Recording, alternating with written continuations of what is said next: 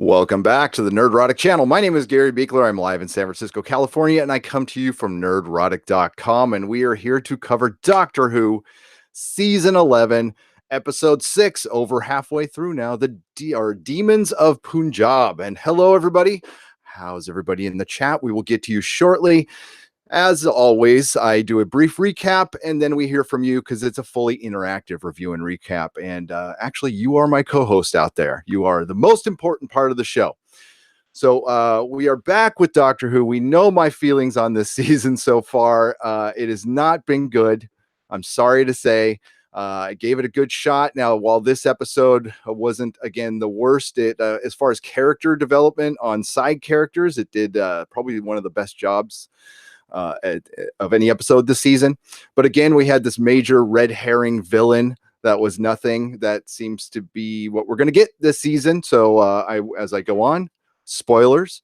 There will be spoilers for this episode. So if you've not seen it, this will be a video. So you can go watch the episode, then come back and watch this later. That is totally cool. This is courtesy of Viking Bitch, sculpted leather art by Viking Bitch. Check out her channel. She is wonderful. And it was actually the first gift we were ever sent. And I love it. I love it. Okay, Demons of Punjab. We start out with Yaz, and she's with her grandma, and her grandma is giving away some gifts for some reason. It almost sounds like she's like on her way to die or something, but she, hands some gifts out, and she gives one to Yaz, and it's a broken watch, and they're very close. It's a very close-knit family. So a little later on, they go to the TARDIS, and Yaz is still hung up on this, wants to know more about her grandma, and why not? I would love that opportunity to go see what my grandma and grandpa did back in the day, just for like an hour, though. I really wouldn't want to stay very long. No technology would be very bad for me. I get bored. Yes, so she convinces the doctor to go back to her grandma's past using the watch. One thing I did notice is now that the doctor's female, shouldn't the TARDIS be male? Just saying. I don't know. I just kind of thought it would be proper. So yes, they decide to go back because the doctor, I guess, is not remembering Father's Day, because when we go back and visit our family, things always turn out well. They really do in Doctor Who. So the doctor's getting old, probably doesn't really remember that, or doesn't care, or maybe the writers didn't remember. I don't know. But hence we have the episode. We go to the past. We find out that thank you, Steele Johnson, for the $2 super chat. Hail, my friend. We find out that Yaz's grandma is not going to be marrying her grandpa. It's a bit of a surprise. There's something in her past she doesn't know, and she's kind of tripping out about this. Of course, they there's no problems at all. They end up they go to Pakistan in 1947, or at the time it's just India. We'll get to that. And they meet a man on the road named Prim, and he's a little surprised to see him. But they ask for Yaz's grandma, and he knows her, so they must be in range. And he decides to take him into town, and that's where Yaz meets her grandma, a very young version of it, and that's when she finds out she is not marrying her grandpa. She's going to be marrying Prim, and Prim is Hindu, and Yaz's grandma is Muslim, so that's kind of a thing back then. We also find out that this is the day before, or the day of, the partition, August 17th, 1947. And we find that out through a radio, basically. And Prim has a younger brother. His name is Manish, and it appears pretty quickly that he has become radicalized. So he is all for this partition where they split India and Pakistan up. This is something in American schools that we went over briefly. It's kind of stuff we had to figure out on our own. They really didn't go into this too deep, so I can't say I know much about it at all, other than what I've read on Wikipedia, which we know about Wikipedia. Okay, so and the story is basically about the grandma and Prim, and Yaz's grandma and Prim, and their wedding. And they're trying to do this inner religious wedding, whatever, where a Hindu is going to marry a Muslim before the partition happens, because it's going to obviously become a problem. And their property is right on the borderline, coincidentally. The man who was going to marry them They meet on the road, but they find him dead later, and that's where we see the demons of Punjab. And again, a red herring villain. Um, so this man has died, and he's got some pink and purple dust all over it. So the doctor wants to figure out what's going on here. She gets the dust, and they end up finding the demon hive. And also, Prim has mentioned that he has seen the demons before, and through a flashback to the war, they talk about he comes up on his brother, his older brother who died, and he saw the demons there, and they got away before he could shoot at him. And when they found one of the inconsistencies here is when they found the guy who was going to marry Yaz's grandma, when he was dead, he had the two demons over him, and Prim takes a shot at him immediately, and they are able to zap right out of there. They basically teleported out of the way of the bullet, and the doctor didn't get on him for shooting his gun. Now, the doctor was pretty anti-gun, and the doctor has always been anti-gun. Like, that goes way back. But the doctor didn't say anything. I thought that was odd. That was very odd. Usually, the doctor is the first to yell at somebody for shooting at an alien before they ask questions, even if it is standing over a dead body. So I thought that was weird. So they make it to the alien hive, and we find out it is the Vajarians. I gotta say that. The Vajayjays, the Vajarians, and they're a race that has evolved into the perfect assassin, according to the doctor. And we don't know why they're there. But we will find out later. So as the partition is happening, we hear in the background and through news that there is gangs, and we also find out there's lots of death and displacement during this period. What did they say? 1 million people die, over maybe 10 million people were displaced. There was rioting and looting. It's a very dangerous time. So they're trying to, but the land being on the border, Prim doesn't see it as a problem. Prim is very much, hey, anybody is welcome here, and a pretty good dude. And Yaz is still kind of confused why they didn't get married, or why she had never heard this story before, but it's relation to the watch that she got from her grandma. And this also, I need to mention, it was a broken watch.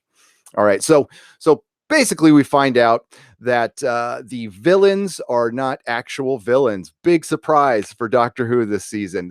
They are actually what's called witnesses now. They have evolved past being assassins, because while they were off killing everybody, being the perfect assassins, somebody got smart and decided to destroy their planet while they were all gone. So there's nothing left of their planet except for that dust. And what they've the last survivors have decided to do, and I kind of like this idea, actually. I kind of thought it was cool, is instead of killing, what they do is they decide to witness all the people who die alone, or who die unwitnessed. And during this time, during their partition, there's going to be a lot of people who die and nobody ever knows about it. So that was like the one good part of the story. And I guess they used the dust because that's all that's left of their planet, as some form of ritual.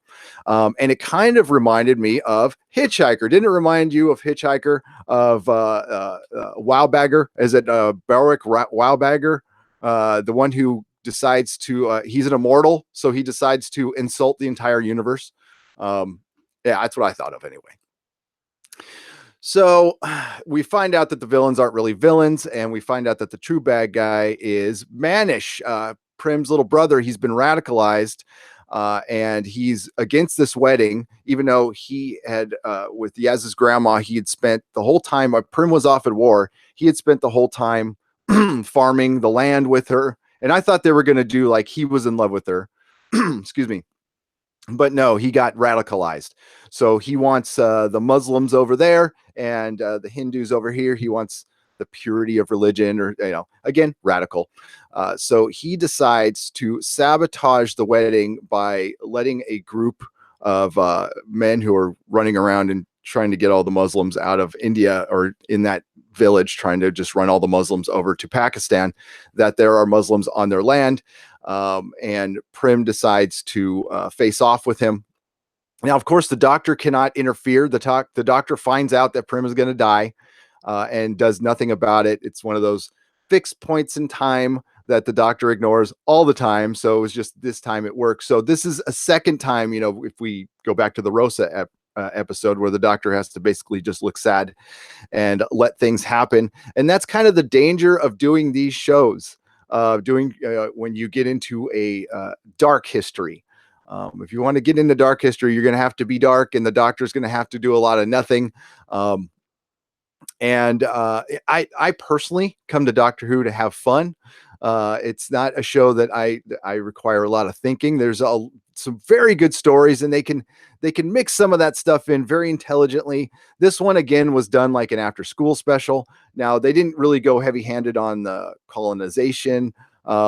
That I could tell, but listen, I don't live in England, so what the fuck do I know?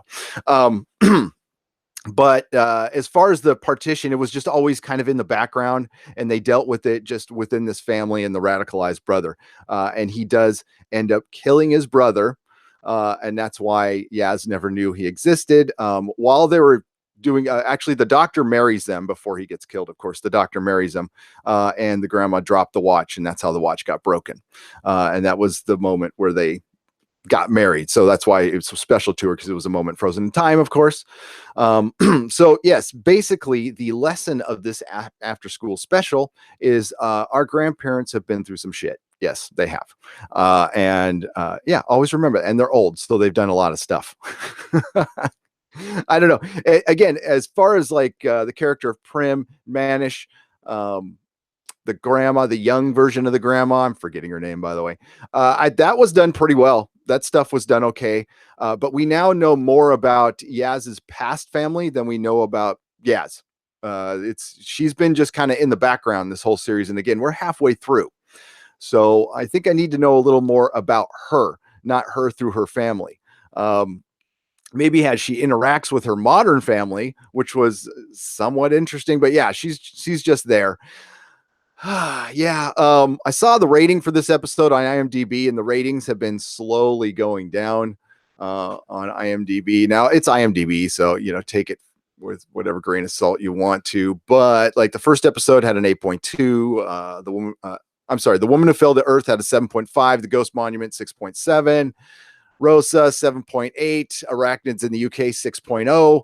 The Surunga Conundrum was a 5.7. This episode got a 4.3. It's still early though. That's only 46 votes in compared to like last week's episode had 1,778 votes. So yeah, take it with a grain of salt. Ratings are still doing good. In the UK, they're about 6 million viewers, which is, pretty astounding for a country that's a lot smaller than ours. Over here, they're not doing so good. The last episode hit a 0.2 in the 18 to 49 demo. So that is over a 50% drop from the first episode. So we'll see how it goes.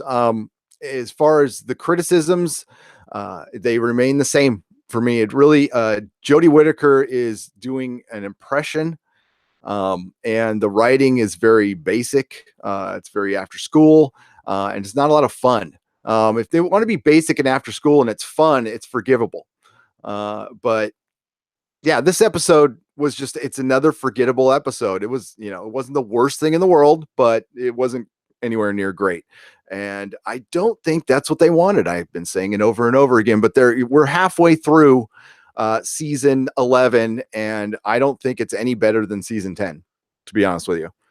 I would say that the first episode felt like it was going to be an improvement over Moffat's final season, which was bad.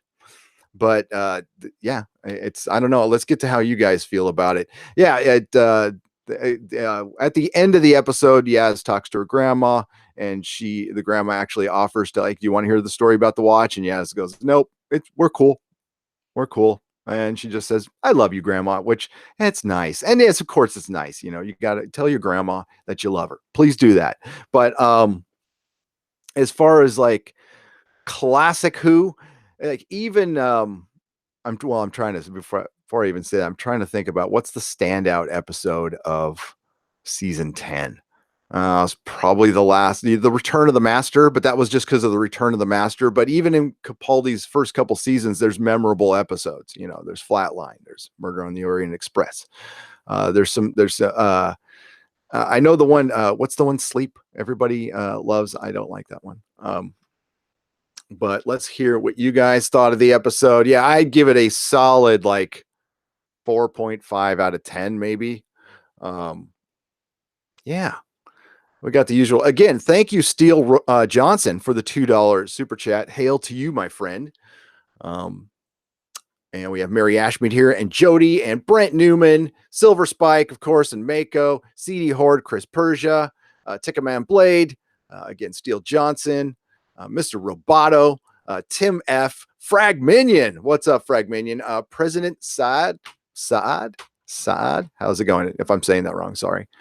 And let's see. Liam Hodgetts is here, who I just saw in our Patreon that we do every Sunday. And Lord Rolo is here. So, okay, I'm going to go up a little bit.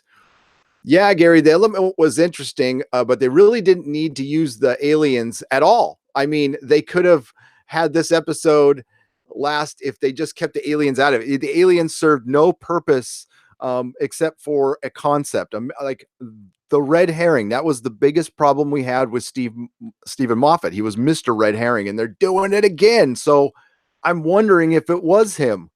I'm starting to really wonder, like maybe they just give you a sheet of, it's like a form to fill out to write a Doctor Who episode, and it's like Mad Libs, and you just fill in some stuff. If you guys do you have Mad Libs over there in Europe? It's where basically you have a sentence and there's a blank part with an adjective or a noun, and you're supposed to put that in there, and it's all funny. You always put in like, dick or fart or something like that. They're for kids. Okay. This doesn't feel like Doctor Who anymore. It feels like timeless more than Doctor Who. No iconic aliens. The show is too political for Who. Mako gives things a chance. Mako is a very measured person. So hearing that from Mako, that has weight. It has weight to it. Yes, it has gotten completely ridiculous as far as politicalness and wokeness. I mean, it's I wouldn't say there wasn't anything terrible in this episode. That was nothing like arachnids in the UK, but that's it. There was just nothing to this episode. Graham remains the best part.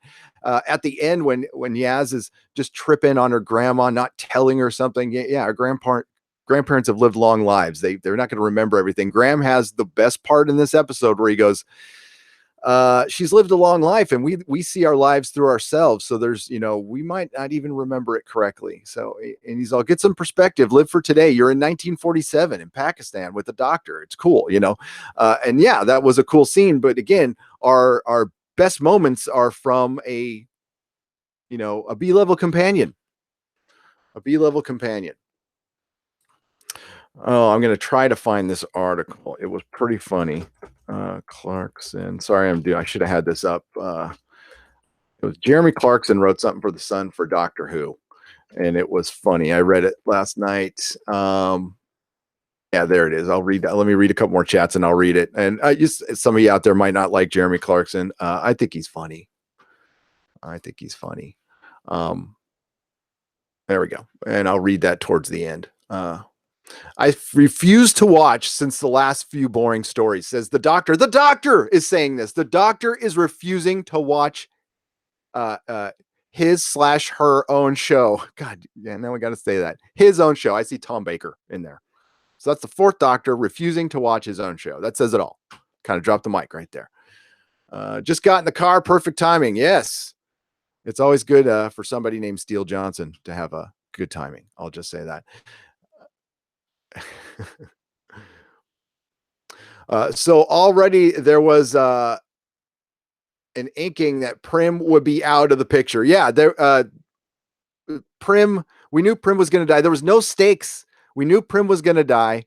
And then how he died was terrible. He just saw his younger brother. His younger brother said, this is a place for us now. It's not a place for them. They got to go. And then Prim notices the guy pointing a gun on him on horseback was in the war with him. He's all, hey, we made a good team, but I can't let you guys pass. So they just, Manish just lets his younger brother get killed. And maybe, you know what, that shit probably happened. It probably did. But it was just the characterization, while being better this episode, it's still just little moments. It's like you're watching a trailer. It's like they give us spoon servings of stuff, and they didn't used to do that. We used to felt like we knew a character. We used to feel it when when the doctor lost somebody. This is a Doctor Who episode he is talking about, right? Not a soap opera. It was a Doctor Who episode I was talking about.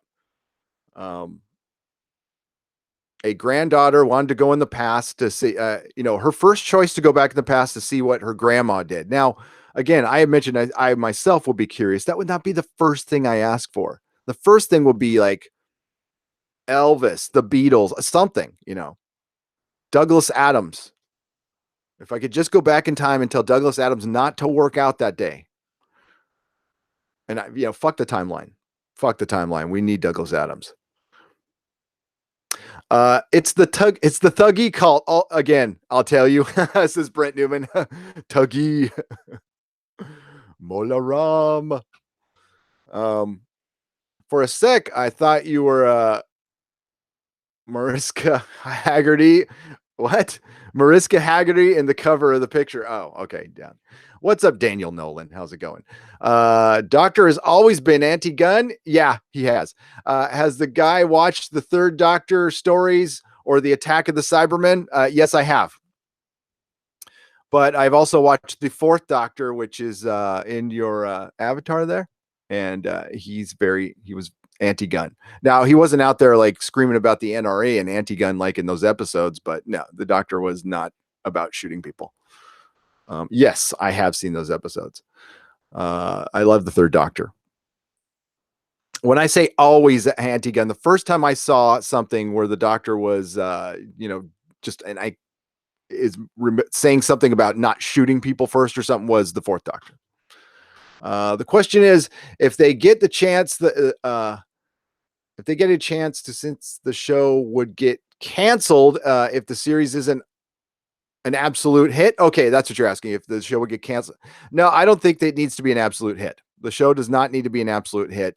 I agree with the sentiment of some other people in the chat that it's if it does how it's doing right now, it's fine. It's going to be around. But I believe them when they said they had a 5-year plan, and I understand what that plan is. We're not going to get 5 seasons of Doctor Who.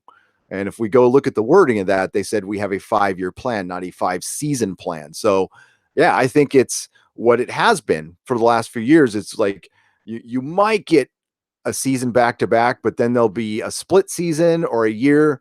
And that's how they're fixing the budget for this, possibly. I mean, that's just my guess. But I have not seen the BBC deny once that there is going to be a delay until 2020 for season 12. And everybody's reporting it like it's real. So I think that's actually going to happen. Yes.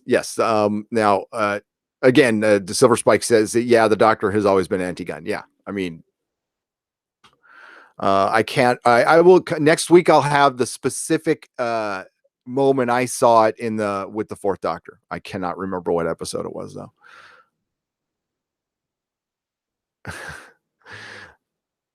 Doctor Who writers have so many SJW concepts to introduce. They are now forgetting to mention the anti-gun stuff. They might need to go to SJW boot camp like Star Trek writers. Oh man, that was good, Tommy Holly. Very good. Yep. Back to the re-education camp for you. Oh man. They broke one of the fundamental rules of Doctor Who. You don't cross your own time stream, says Nathan Norman. I mean, yes, you're not supposed to. They mentioned they're trampling on her own history, but it was a grandma, and Doctor Who has messed with that so much that I can't get on them for that. I can't. The whole fixed point in time thing is more of a guideline than a rule. Mako says the next episode, the ghosts of the Holocaust, right? When's that one?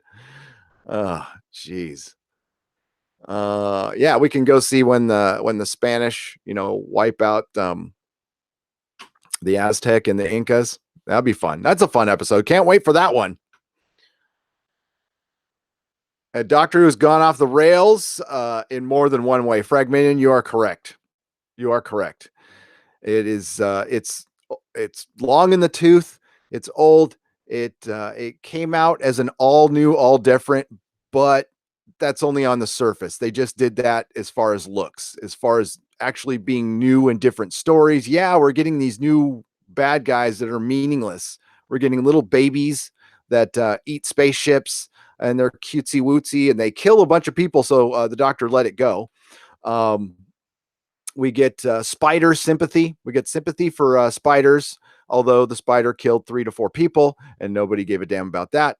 And we have alien witnesses, which again, like that's a decent concept, but we need a bad guy. So the bad guy right now is the Tooth Fairy and Fonzie, whoever the guys from the first 2 episodes, who I can't remember because that's how memorable they are.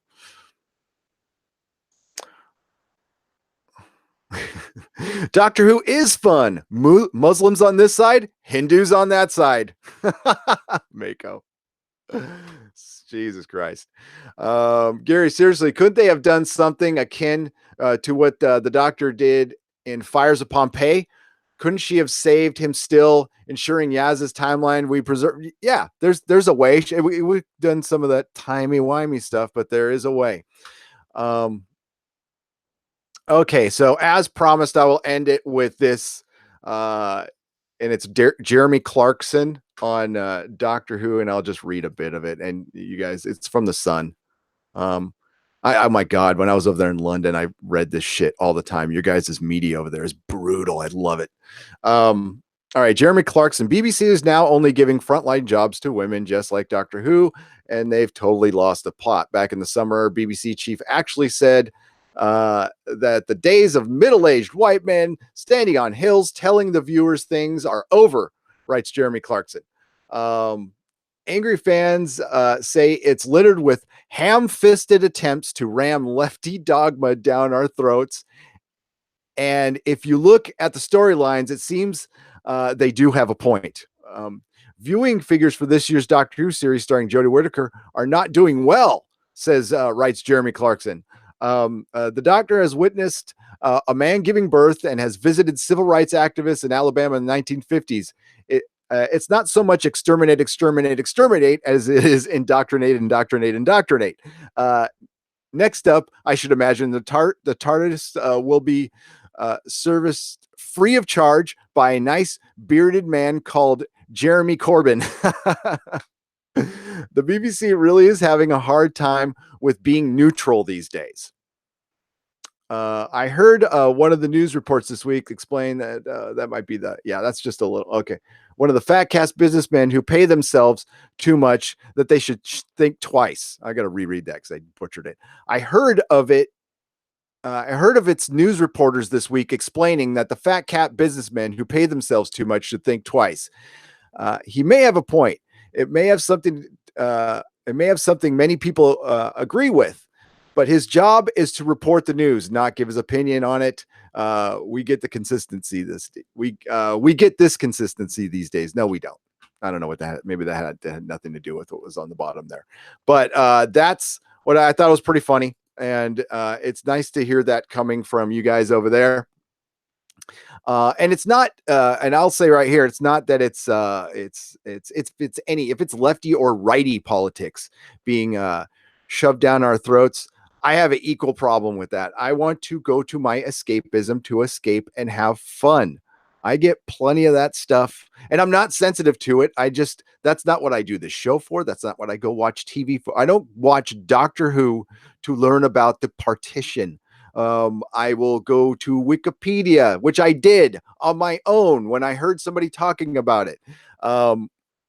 Darius Moon, thank you for the $5 super chat. I do appreciate it. So I mean, that's our whole point. That's if I have a beef with entertainment, it's not the politics themselves, it's how they're being put into stuff, how they're being shoved down people's throats, and how you're alienating half your audience. And you know what, when you do that, when you think when you're a writer and you think, well, my politics are the good guys and their politics are the bad guys, that's where we have a problem. That, this whole like bringing stuff to, the great thing about being a nerd, about being owning a comic shop for 10 years and watching TV and talking about it with people here in my chat is it's people from all walks of life, from both sides of the aisle, from all sides of all the crazy aisles there are out there. And we want to talk about Doctor Who. We want to talk about the Daleks or Cybermen or something. Mix in a mystery that the timeless child you introduced in the second episode haven't brought it up. Maybe that's something we should be talking about instead of, oh fuck, here they go again. Like I said, each episode is I rate it on annoyance factor. I shouldn't be rating my TV on annoyance factor. I want to be enjoying my TV. God, it's been hard. Thank God Titans is getting a little better, but yeah, thank God Counterpart is coming back in December, and I can talk about a good show that doesn't do that. You know what? That's a political show, but it's not annoying. So I'll leave you with that. You guys were great. Sorry I couldn't get to more of the chat here. I tried to keep these short for the folks who watch them as a video, but if you want to continue the conversation, if you want to be and yell at me, or we can talk about this more, Monday nooner, 9:30 a.m. Pacific time here, and I'm in California on the West Coast, so I think it's what is it, around 8 o'clock or 9 o'clock over in the UK. That join me then, and we can talk about it some more. Oh man, I can really imagine them having Daleks return and then say, indoctrinate. I know, right? Did I miss movie Finobis? I'll read. I would expect Vikings to be defiant. Yes, they are. All right, folks. Again, sorry I couldn't get to all your chat. Please, if you can, copy and paste it, put it in the comments. I'll read it and respond to it there. We will be back for Doctor Who at 12:15, 12:30 next Sunday, depending on when the episode ends. Our next show that we're going to cover is Origin. It's a YouTube original, and that's going to be on Thursday, I believe.